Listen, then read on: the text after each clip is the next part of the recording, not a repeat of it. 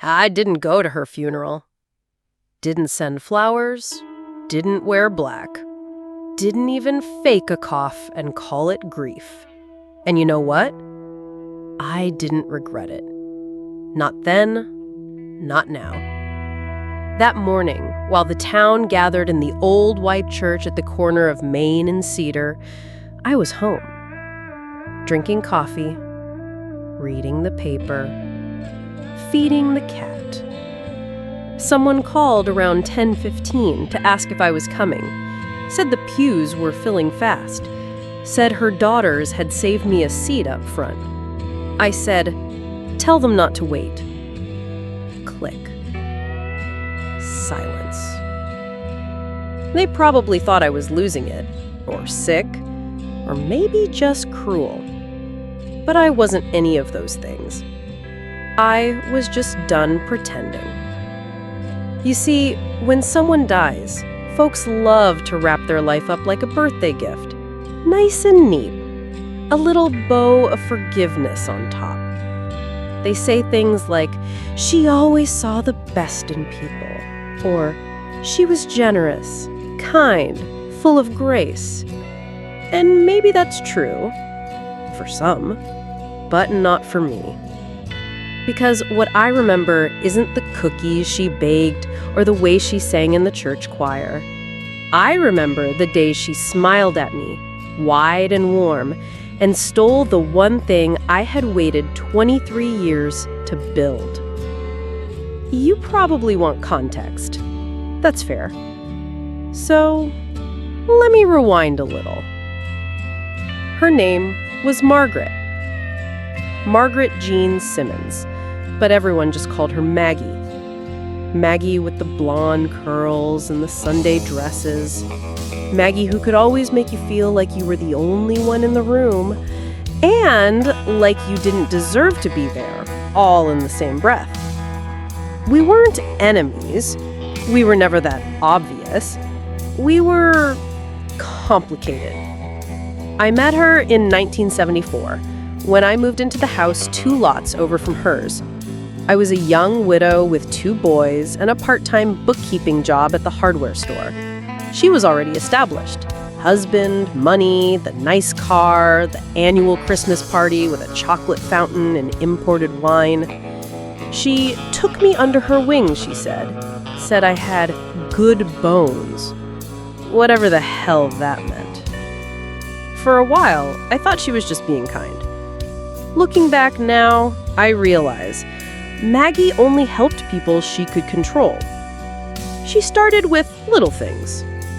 Gifting me old blouses that didn't quite fit her anymore. Bringing over her famous pecan pie even when I hadn't asked. Telling the women at church how I needed support, as if I were some wounded bird and she was my personal savior. I swallowed it all. Back then, I didn't know the difference between kindness and control. Didn't realize that when someone insists on being the hero of your story, they usually don't want you to have a story of your own. The real shift came in 1981. That year, after saving for nearly a decade, I finally opened my own accounting office. It was small, just a converted room in my garage with a separate entrance and a second-hand desk, but it was mine. Built with late nights and pennies saved from grocery coupons. And for a few brief months, I was proud. I had clients, I had control over my time, I felt like I was becoming something. Then Maggie came by. She said she wanted help organizing the books for her husband's auto parts business. Said she trusted me more than those young hotshots in the city. I said yes. Of course I did. I was still grateful back then. Still stupid. It started with free consultations, then full audits, then fielding IRS questions, all for a favor. By the spring of 1982, I had spent over 200 hours working on her company's finances and hadn't seen a single dime. When I gently asked about compensation, she laughed, said, "Oh, honey, you wouldn't charge family, would you?" Family. She used that word like a leash. Now, before you think this is all about money, let me tell you what happened next. In June of that same year, I applied for a small business grant through the town's new Women-Owned Entrepreneur Program. It wasn't much, just $2,500 to expand my office and take on another assistant. But to me, it meant freedom, stability, recognition. I wrote the proposal myself, poured my heart into every line. 2 weeks before the selection date, I mentioned it casually to Maggie over lemonade in her kitchen. She nodded, smiled, and said, "Well, isn't that adorable?" I didn't think much of it at the time, until the day of the announcement. The grant went to Maggie Simmons, for her innovative contribution to financial services for small businesses. Turns out, she had submitted my business plan, word for word, with her name on it. I found out from the mayor's secretary, who assumed we were partners. We weren't. I confronted her the next day. You know what she said? She tilted her head, blinked those baby blues, and said, "Well, you weren't really using it right. You didn't have the connections to get it approved. I just gave it a better chance." As if she'd done me a favor. That was the day something inside me hardened. I didn't scream, didn't cry, didn't even burn her house down, even though I fantasized about it more than once. I just said, "Thank you for the clarity." And I left. We stayed neighbors for another 28 years. Polite, distant. I stopped going to her Christmas parties. She stopped pretending to check on my boys. Eventually, she got sick. Some kind of slow, mean cancer that took 5 years to finish its job. People said she was brave, said she smiled through the pain. I don't doubt it. Maggie always knew how to perform. So when the funeral came around, I didn't feel conflicted. I felt calm. I had already grieved what I lost. Long ago. The dream, the trust, the belief that kindness always comes without a price. No one at the church that day knew my version of Maggie. And that's fine. They don't need to. But I do. And that's why I didn't go.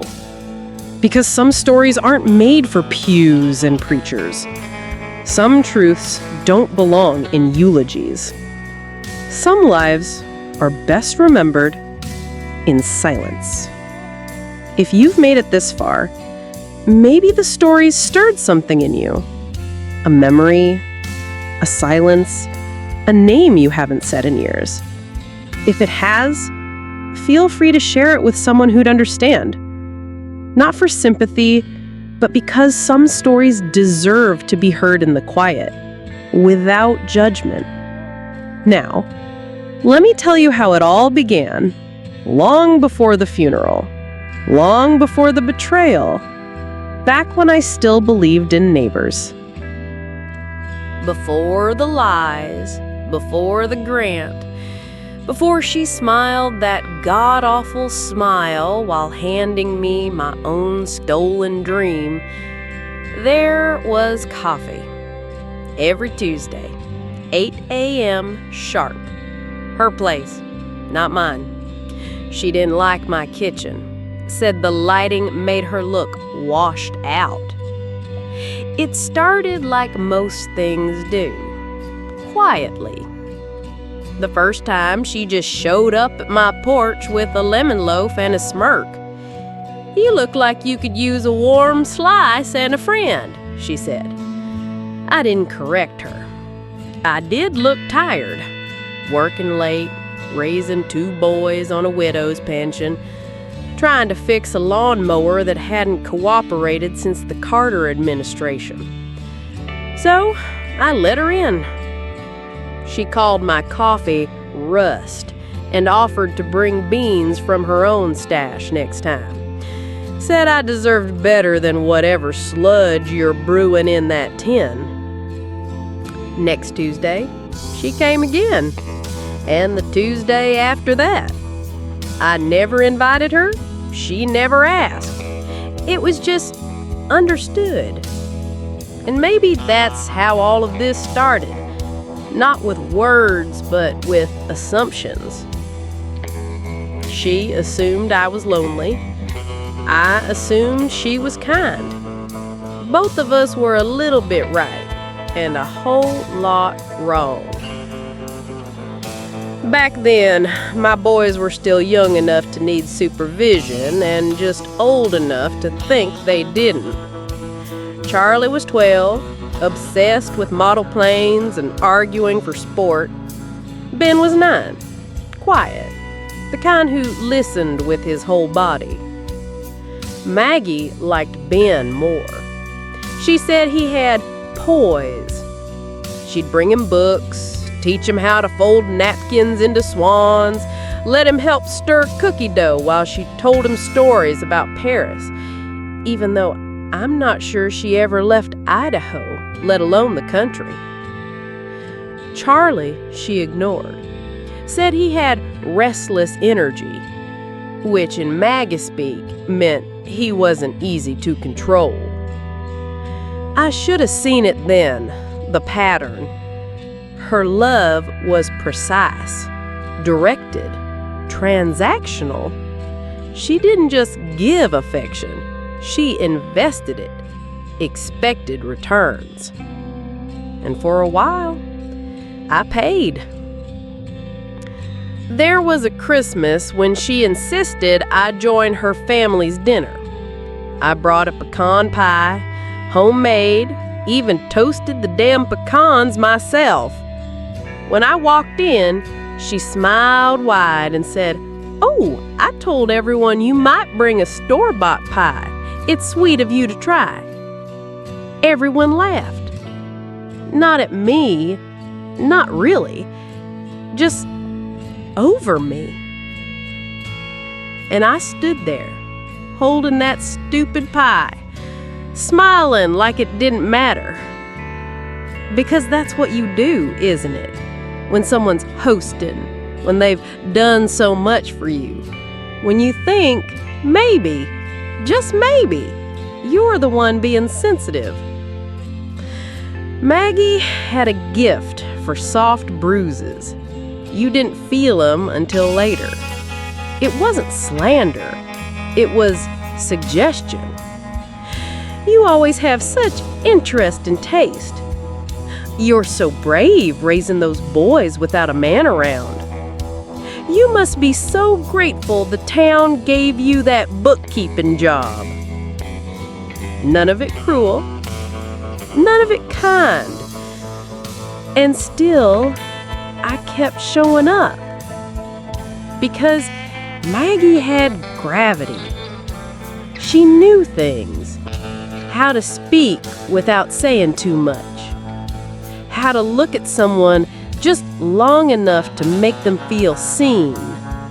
How to make a compliment sound like a critique, and a critique sound like concern.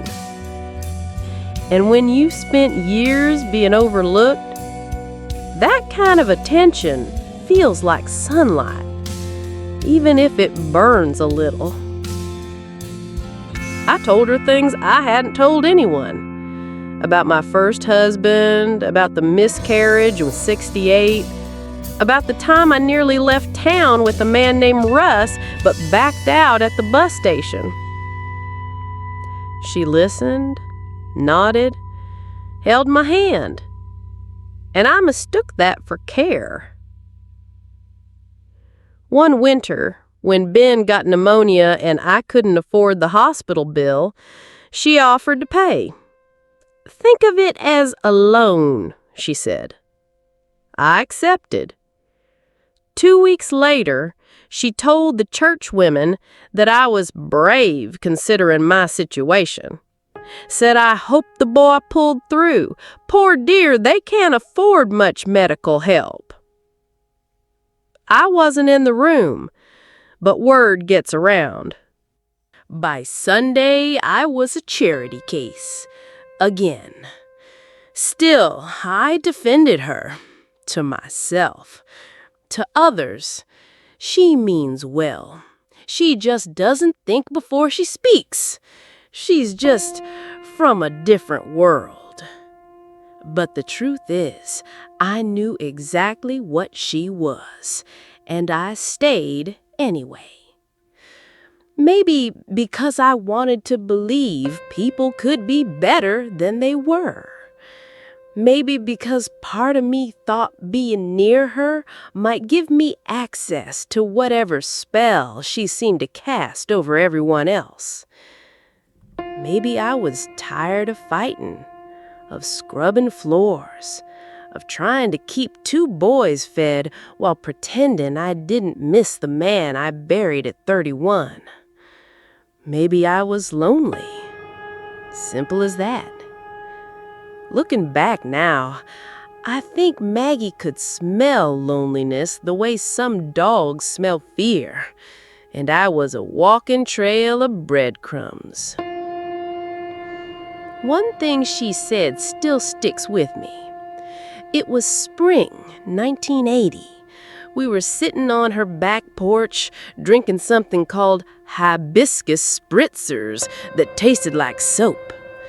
She turned to me, sudden and soft, and said, "You know, you'd be a lot more powerful if you smiled less." I blinked. "Excuse me?" She took a long sip. "You make them comfortable, but comfort doesn't inspire respect. It inspires use." At the time, I thought she was warning me. Now I realize she was describing herself. That was Maggie, sharp enough to cut, soft enough to never leave a mark, and somehow, in spite of it all, I let her in. Because even the most logical of us, even a Republican woman with a spreadsheet brain and a mistrust of sentiment, wants to believe that friendship can be simple, that kindness is real, that some people give without taking. Turns out, that's not always true. And when it isn't, you better know before it costs you the best parts of your story. People say hindsight is 20/20, but with Maggie, even back then, I think I knew. I just didn't want to name it. Because naming something means you have to act. And I wasn't ready to walk away. Not yet. But the cracks were there. And eventually, one of them split wide enough to let the truth come pouring in. Let me tell you about the moment it all started to change. Pain doesn't always scream. Sometimes it whispers, quiet and consistent, like a dripping faucet in the middle of the night. That's how it started with Maggie. Not a betrayal, not a blowout, just exhaustion. The kind that creeps into your bones, makes your shoulders heavy, makes your voice flatter, makes the coffee taste like cardboard, no matter how strong you brew it. By 82, I wasn't looking forward to Tuesdays anymore. Her porch felt colder, her compliments thinner, her eyes watched more than they welcomed. And still, I went. Because I told myself it was just a season, just life being hard, Just me being sensitive. I didn't have the words for emotional labor back then, but I was living it, breathing it, paying for a friendship with tiny pieces of myself. She once told me, "You're lucky I understand you.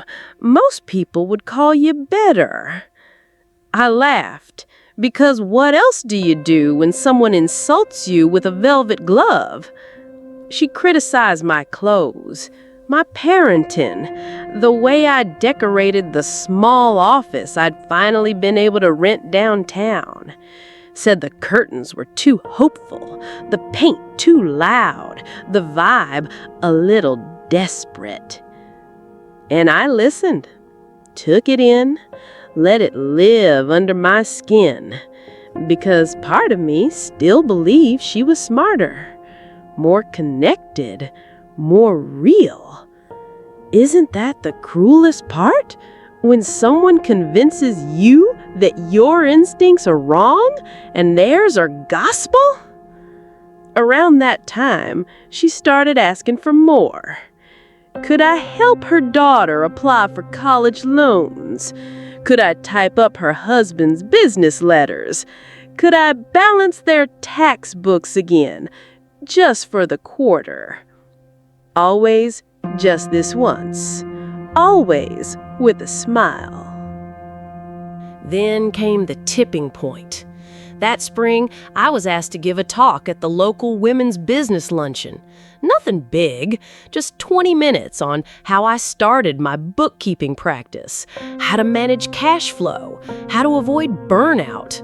I was nervous, of course, but proud. It felt like maybe, finally, the town saw me as more than the woman who lives near Maggie Simmons. I spent days writing that speech. Typed it on the old IBM, printed it out on linen paper, even bought a new navy skirt suit. On the day of the event, I arrived 10 minutes early, found a seat, waited. Then the organizer came over, said, "We're so sorry. There's been a change in the program. Maggie Simmons has generously offered to speak instead. She said you'd understand." She didn't look at me when she took the stage, just smiled that smile, talked about lifting other women up, while stepping on my name like it was a piece of lint. That night, I didn't cry. I made a pot roast, folded laundry, helped Ben with his science homework. Then I went out back, sat on the porch swing, and watched the stars until my coffee went cold. I told myself it was fine. It wasn't. Pain doesn't always show up with sirens. Sometimes it sneaks in through the back door, sits at your kitchen table, and eats your food while telling you it's doing you a favor. That was Maggie. She wasn't evil. She wasn't a monster. She was a mirror, reflecting every fear I had about myself.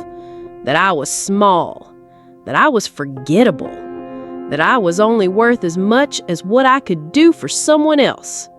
And the worst part? She didn't have to say any of it. She just let me believe it. I started pulling back, canceled a few coffee mornings, skipped a party, didn't return her Tupperware. Small acts of rebellion, like lighting matches in a storm. She noticed. And that's when the pressure started. Little remarks dropped like breadcrumbs. "Oh, I hope you're okay. I've noticed you've been so distant." People are starting to ask if something's wrong. I've defended you, of course. You know, isolation is one of the first signs of depression at your age. Funny, isn't it? How people will corner you with concern. How they'll disguise control as care, manipulation as mentorship. One day I told her I needed space. She blinked, didn't speak for a long moment. Then she smiled and said, "Well, I suppose everyone breaks eventually." As if my exhaustion were proof she was right about me all along. That was the first time I walked away from her porch without saying goodbye.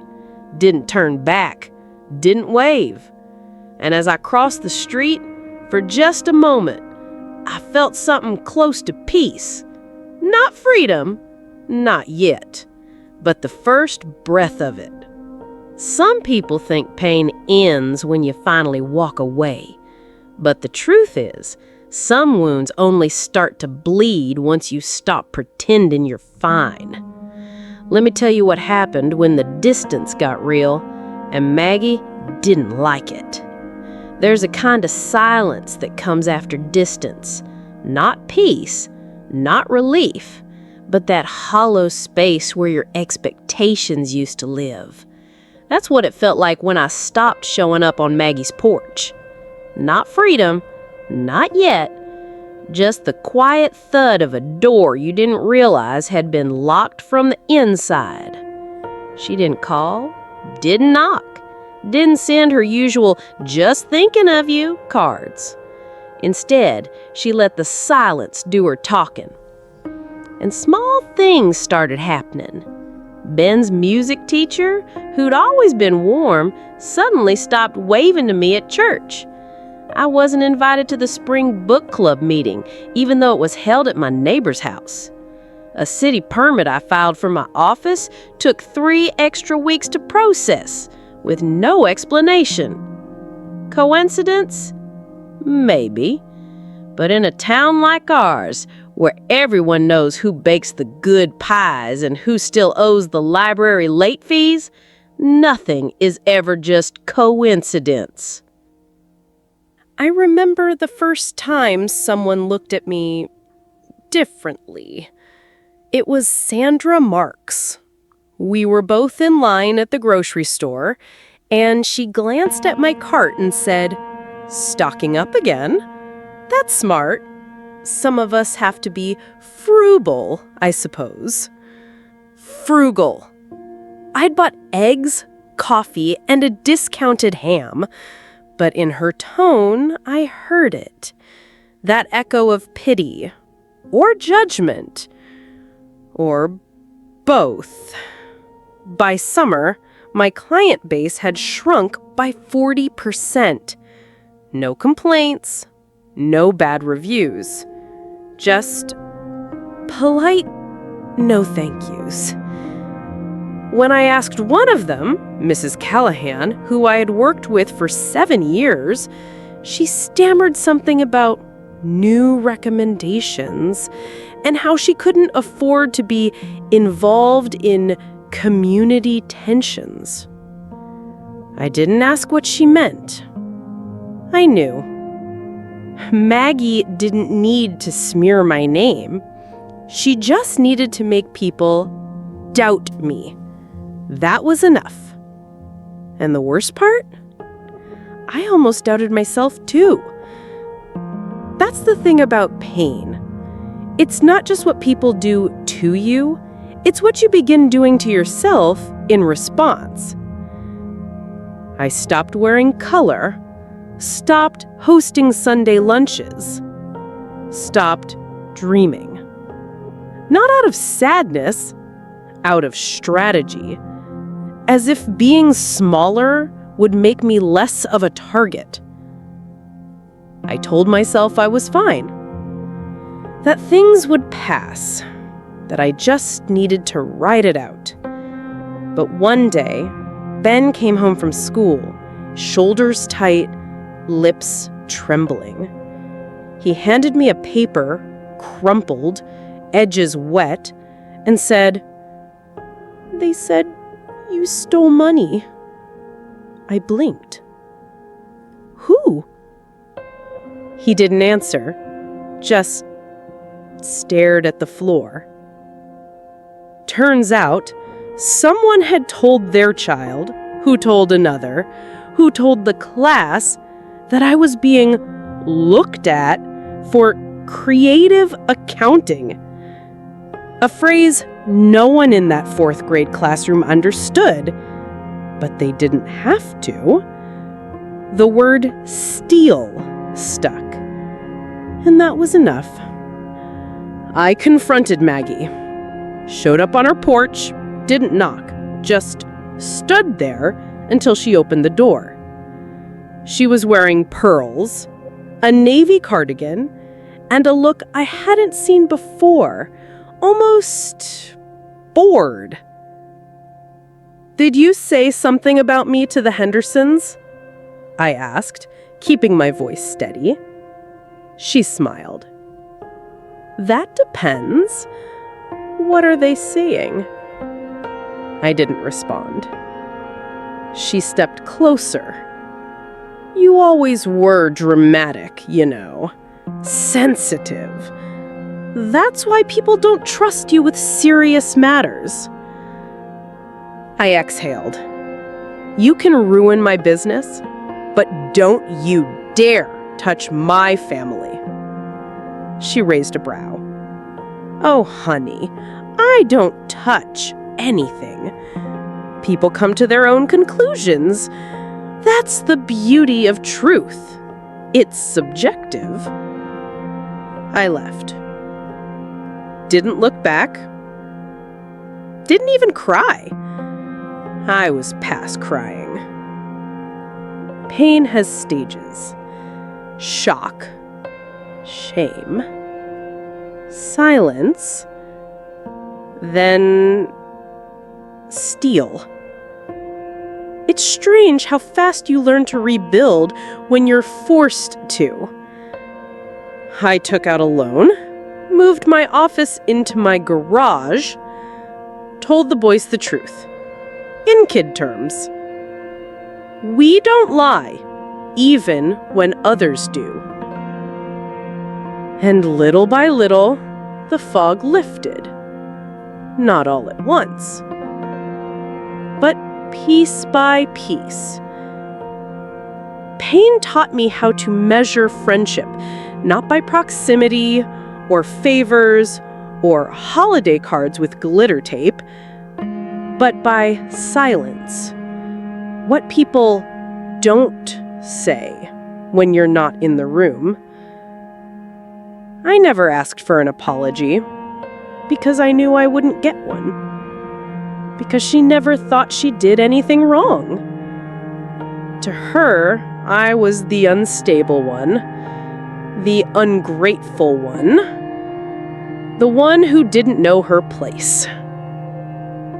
To me, she was the lesson I didn't want to learn. That some people don't break you loudly.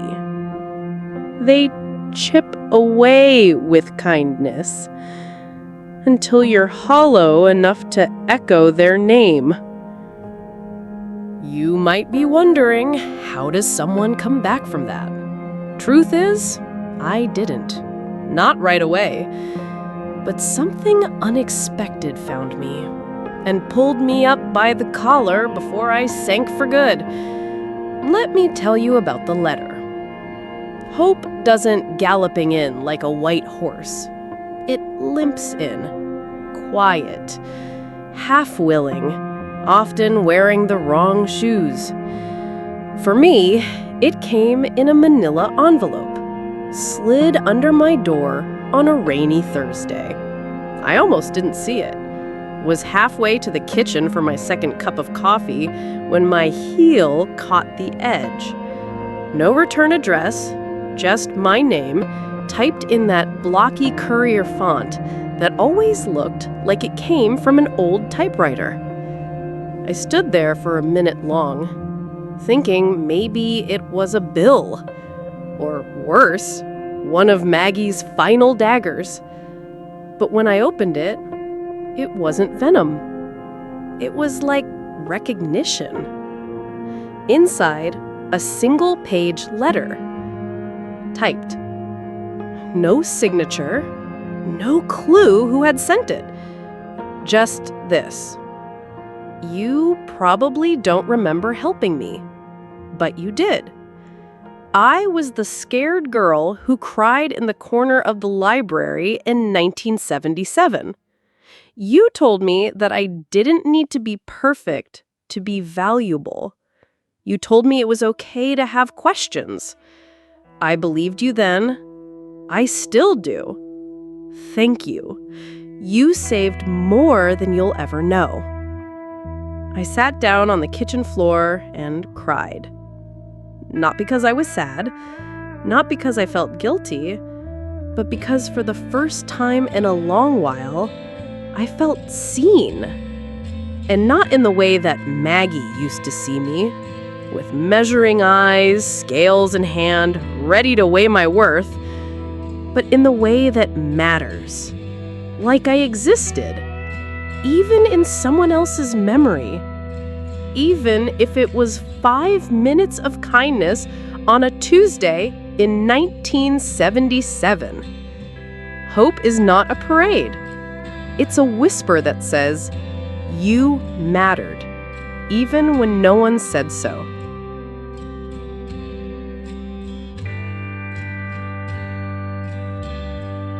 After that, something shifted.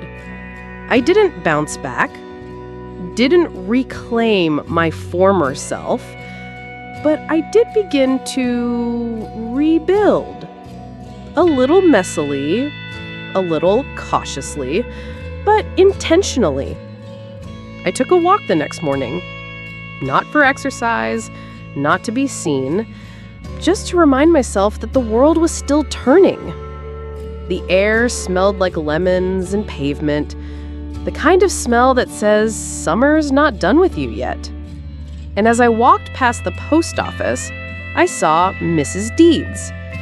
She was one of the town's quiet ones. Never made waves, always wore gray cardigans and keds. She looked at me, paused, and said, "Still like lemon bars?" I blinked. "I do." She nodded. "Good. Come by tomorrow. I made too many." I did go. Sat at her kitchen table while she talked about her new electric kettle, and we ate lemon bars in silence. No gossip, no questions, just crumbs and tea. That, too, was hope. Hope wears lemon and sugar sometimes. A few weeks later, I got a call. The library needed a volunteer to help with inventory, 3 afternoons a week, unpaid. I didn't hesitate, not because I needed something to do, but because I needed to be useful again. There's something healing about stacking books, about putting things in order when everything else feels out of place. I shelved histories, biographies, gardening guides, ran my fingers along spines that had more dust than fingerprints. And slowly, the world stopped spinning so fast. One afternoon, a teenage girl approached me, awkward posture, shy eyes, holding a paperback copy of Jane Eyre. "Is this one sad?" she asked. I smiled. "It's hard, but worth it." She nodded, then paused. "Are you the woman who used to run that tiny office on Juniper Street?" I nodded. She smiled. "My mom said you helped her get her tax refund when no one else would." Then she left, just like that. Another thread tied back. Another reminder that I wasn't just what Maggie made me out to be. Hope comes in whispers, in secondhand stories, in eyes that light up at your name. I never replied to that mystery letter, didn't know how, but I kept it, folded it neatly, placed it in an old recipe box under L, not for letter, but for lifeline, because that's what it was. A lifeline thrown into the quiet middle of my sinking. It's funny how we romanticize comebacks. We think they're loud, triumphant, dramatic. But mine was silent, private, full of small meals and shelf dust and the slow return of color to my wardrobe. The truth is, Maggie broke something in me, but she didn't get to keep the pieces. I did. And I used them to build something better, something that looked less like her porch and more like my own table. But hope has a cruel cousin, memory. Just when I thought I'd moved past it all, something showed up at my door. Not a letter, not a neighbor, but a woman I hadn't seen in over a decade. And she wasn't alone. I was halfway through alphabetizing the fiction shelf, Gaiman to Grisham, when the doorbell rang. Now, I don't get many visitors, I've made that clear. People know better than to drop by unannounced. But that day, someone did. At first, I thought maybe it was one of the neighborhood kids, selling cookies or raising money for marching band uniforms. But when I opened the door, I saw a woman, 40s maybe, slick hair, pressed blouse, too polished for this part of town. And beside her, a girl. Couldn't have been more than 10. Eyes that looked like they'd seen too much. Hands that clenched and unclenched the hem of her sweatshirt.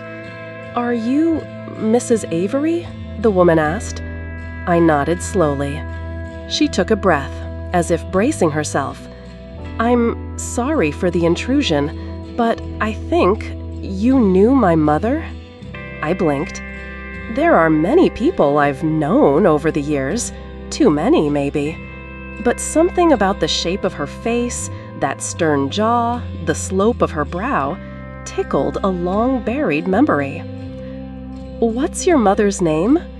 She hesitated, then said it. "Lydia Rivers." I nearly dropped the library card in my hand. Lydia, a name I hadn't spoken aloud in over 20 years. A name wrapped in secrets, tied with silence, sealed shut the day I watched her drive away from this town for good. "I didn't know she had a daughter," I said quietly. She didn't, not for a long time. The woman glanced down at the child. "This is Ellie. She's my niece."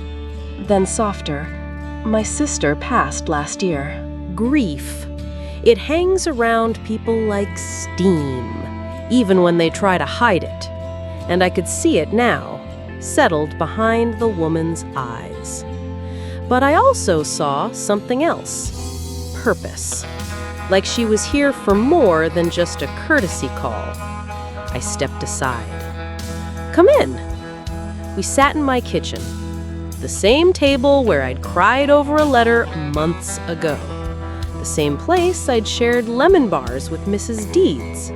Now it held 3 mugs of tea, and a truth that hadn't seen daylight in decades. "She left something," the woman said, "for you." She opened her tote bag and pulled out a small box.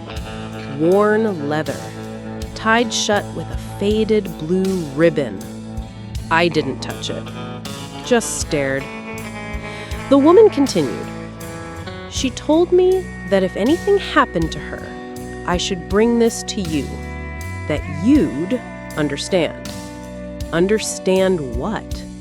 The last time I saw Lydia Rivers, she was crying in the rain outside my office, begging me to believe her, swearing that what she'd done was for the best.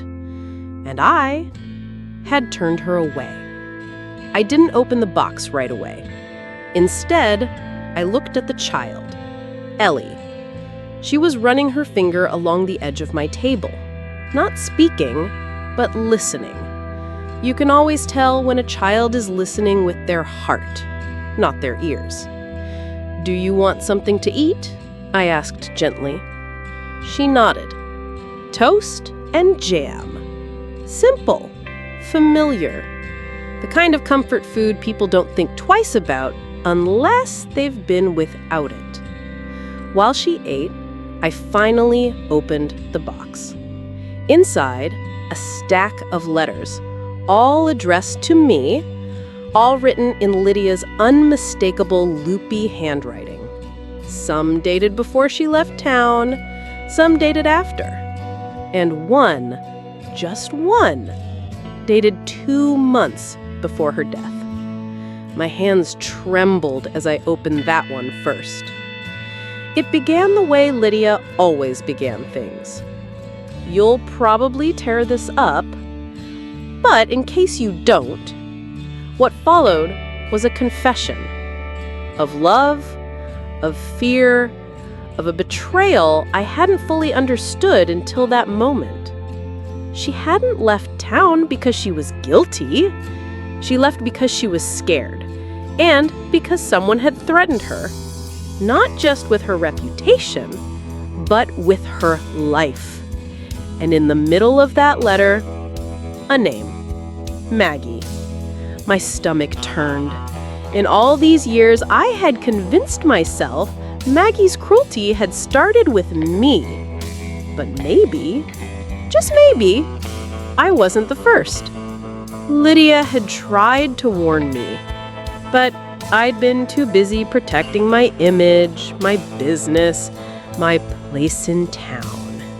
And in doing so, I'd let her suffer alone.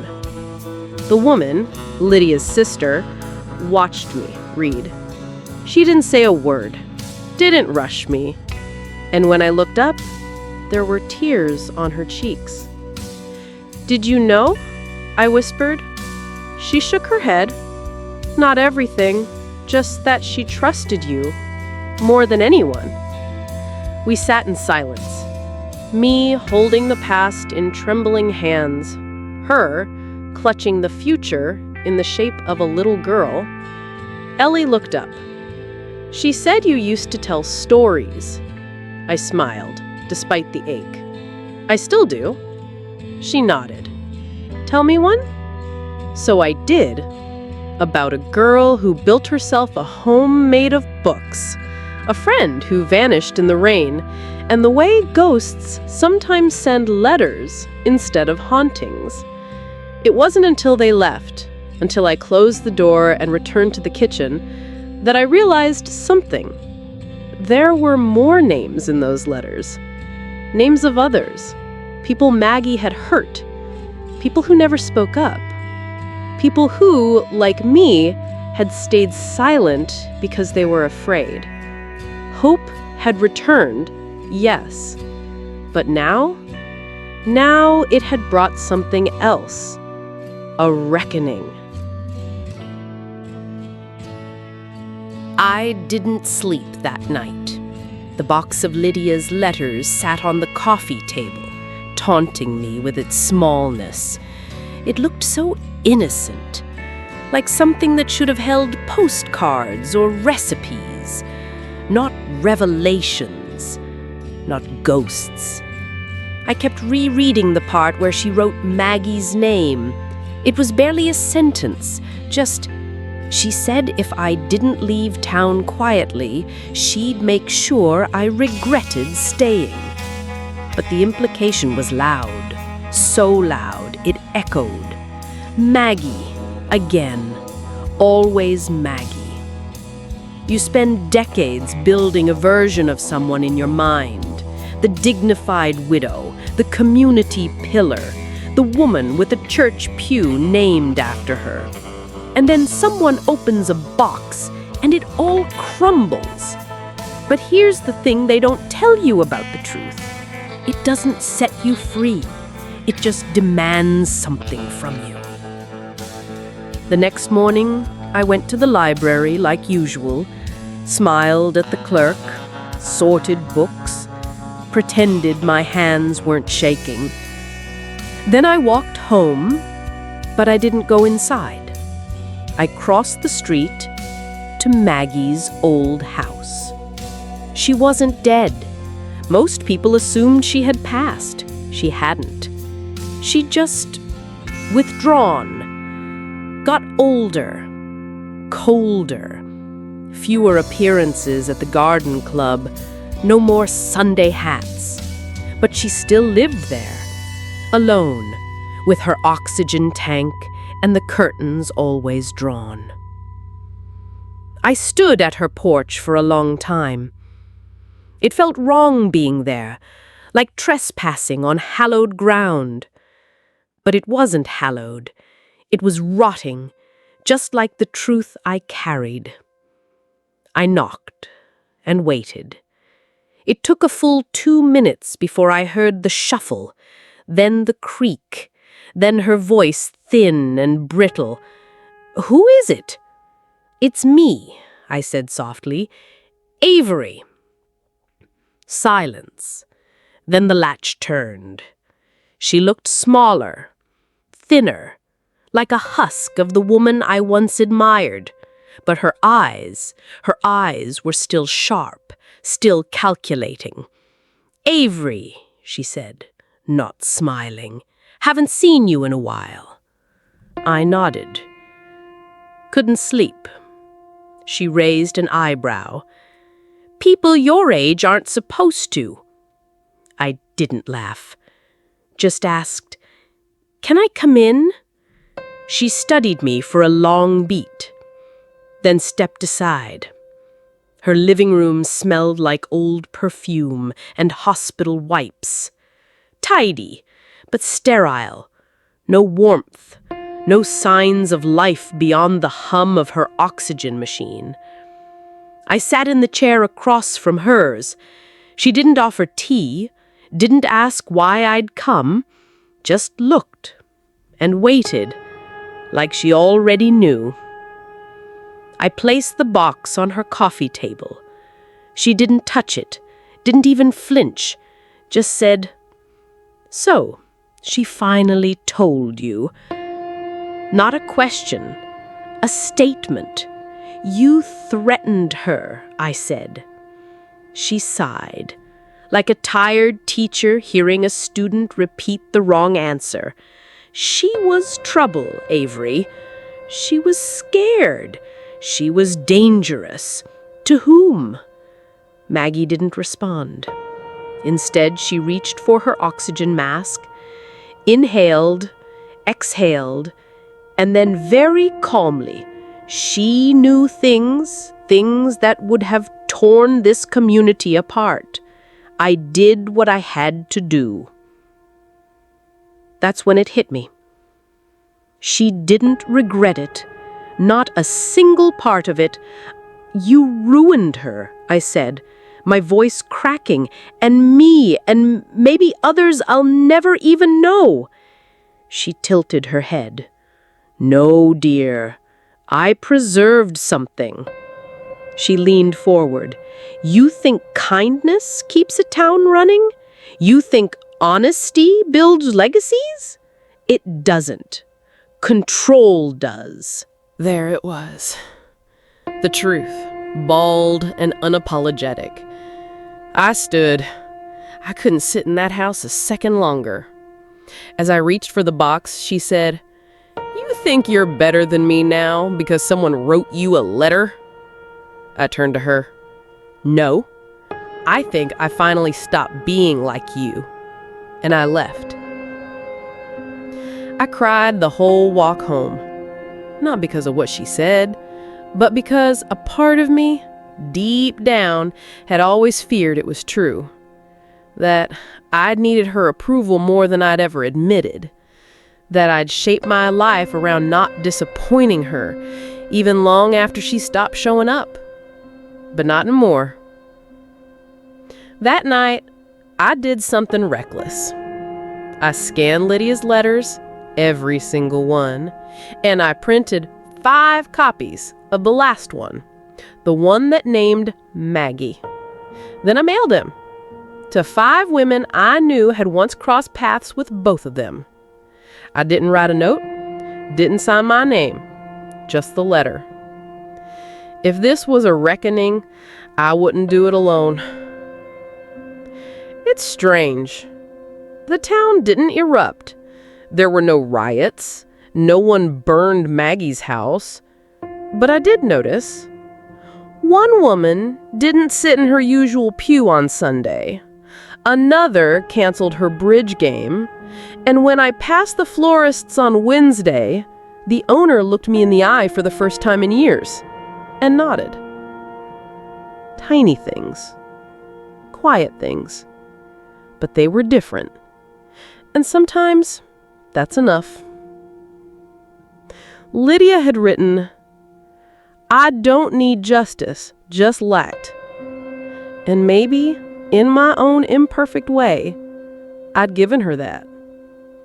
I didn't keep the box after that. I walked to the edge of town, Found the old oak tree by the river and buried it.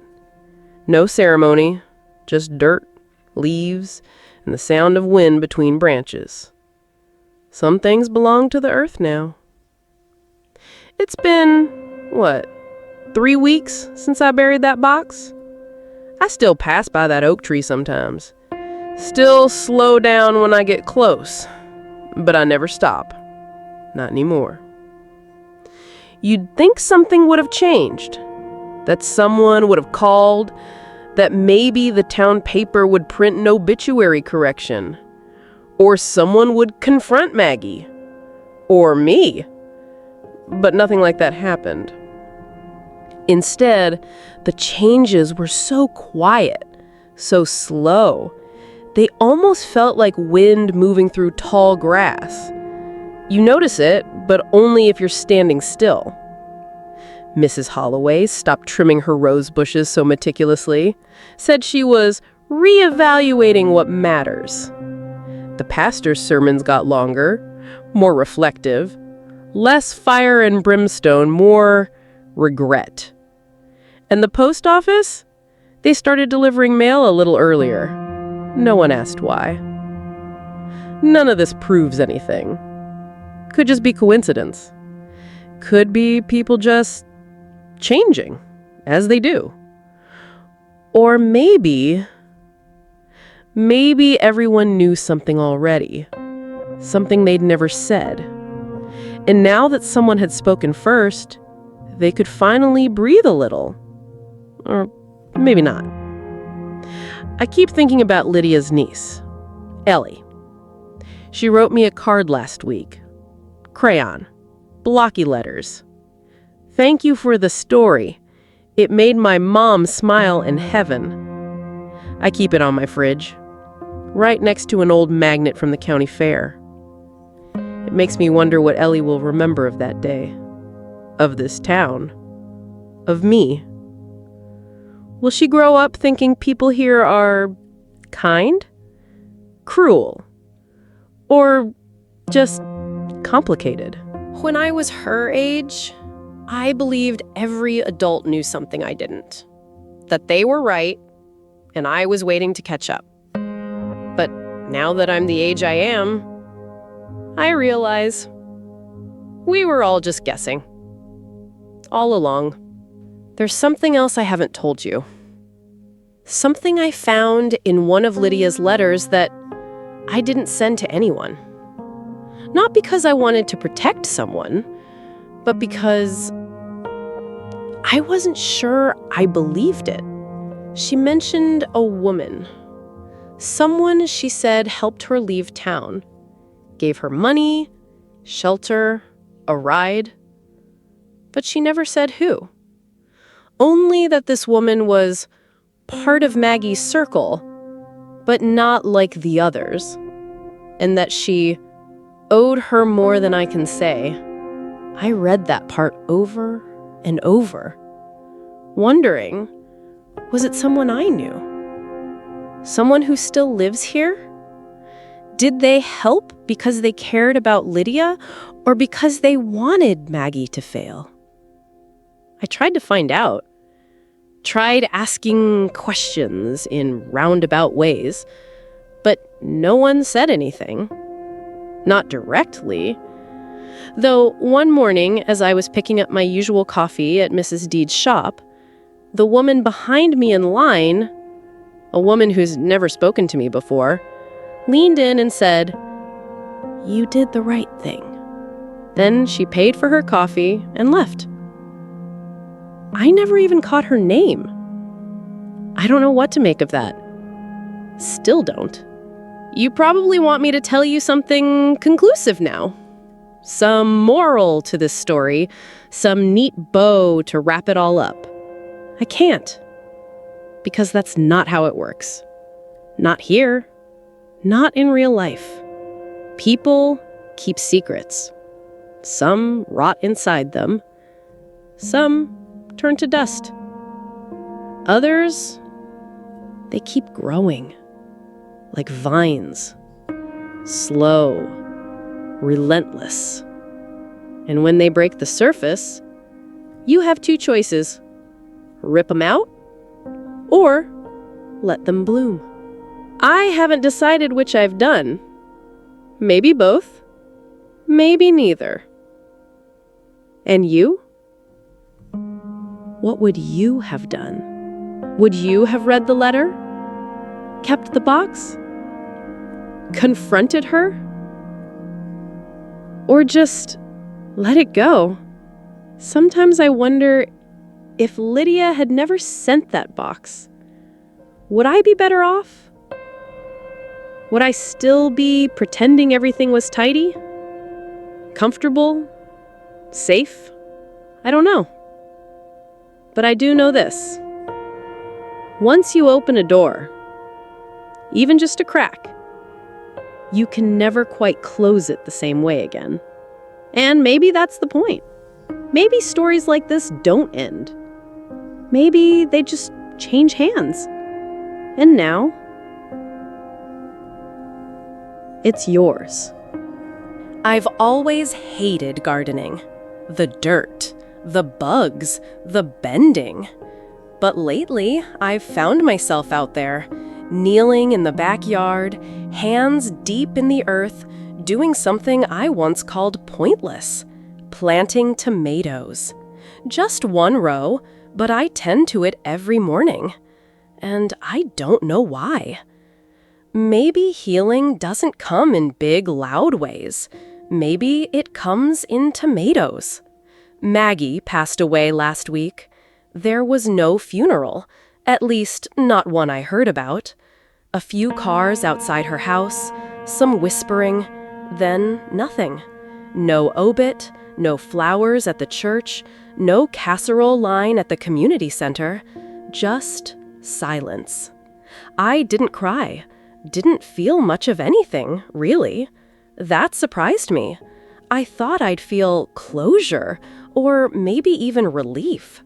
But it wasn't that. It was more like watching a page turn in a book you never quite understood. I walked by her house the next day. The curtains were still drawn. Her oxygen tank sat near the window, untouched.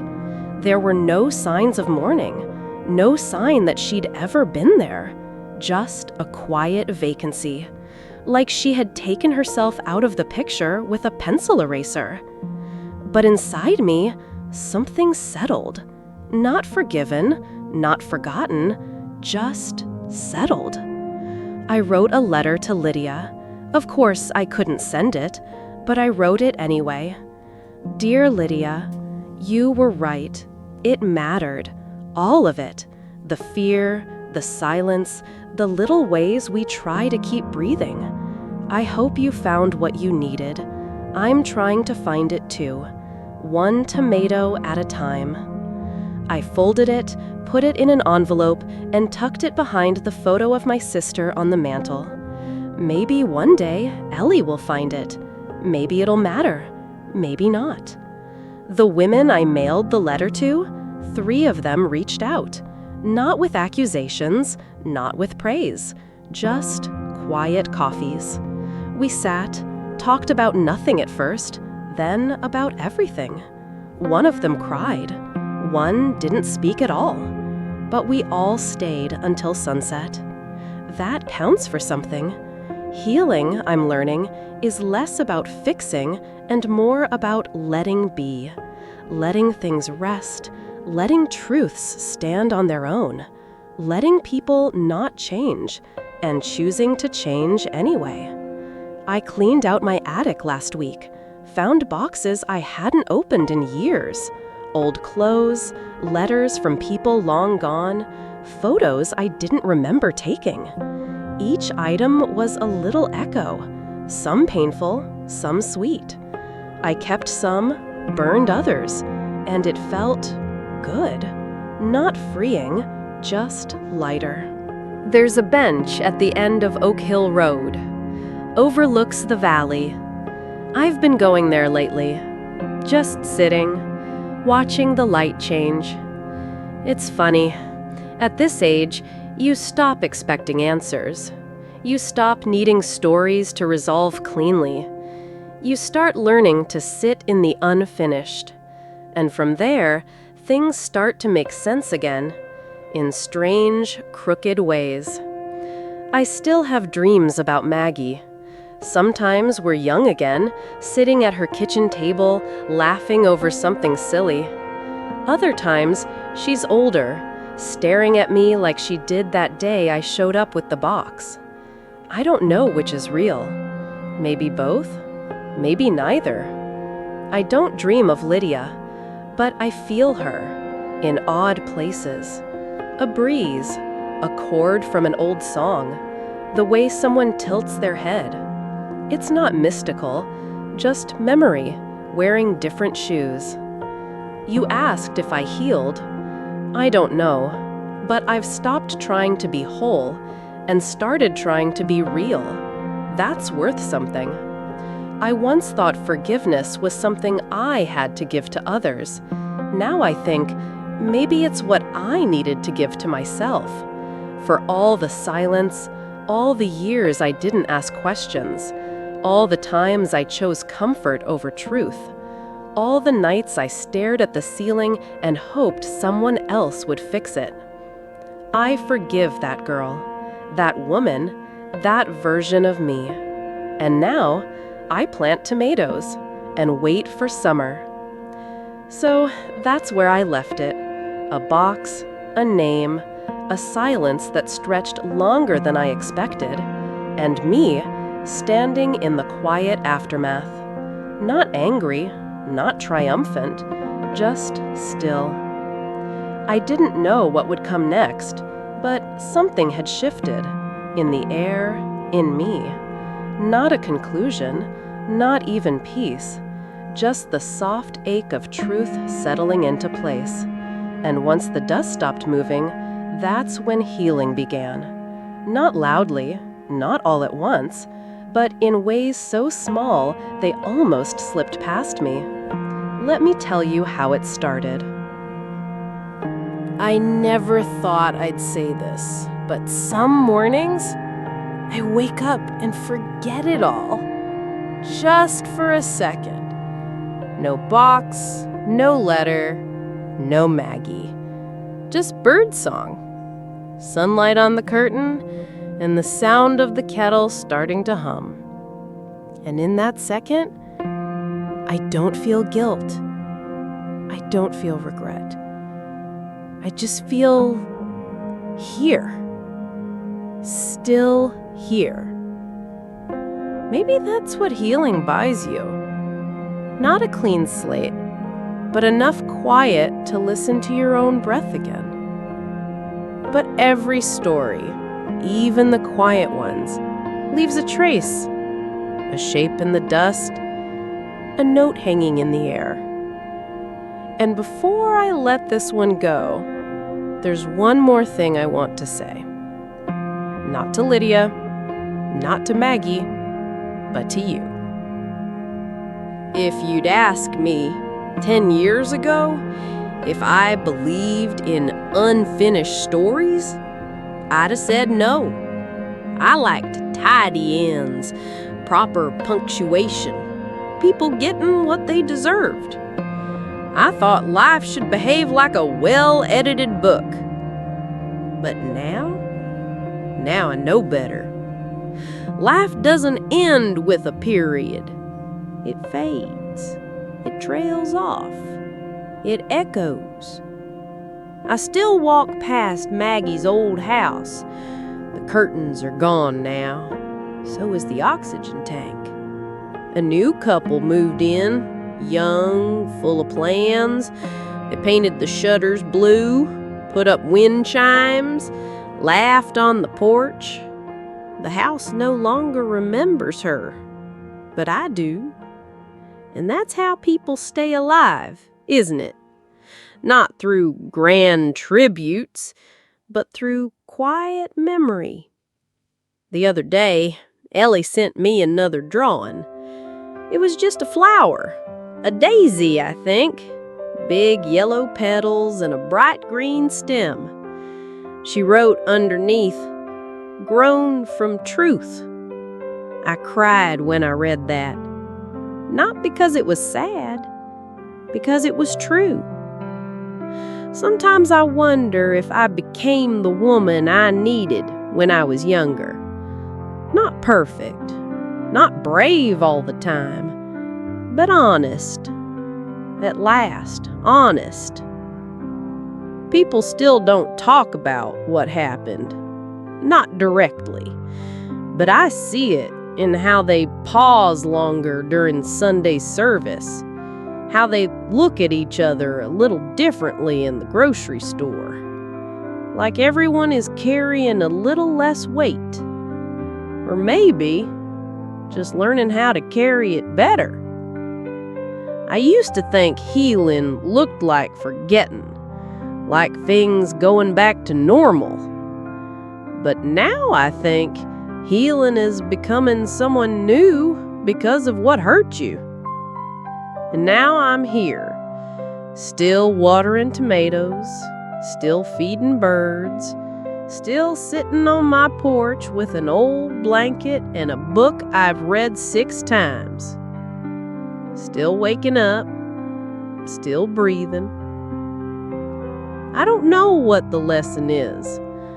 I'm not here to tell you what to believe, what to forgive, who to become. That's yours to figure out.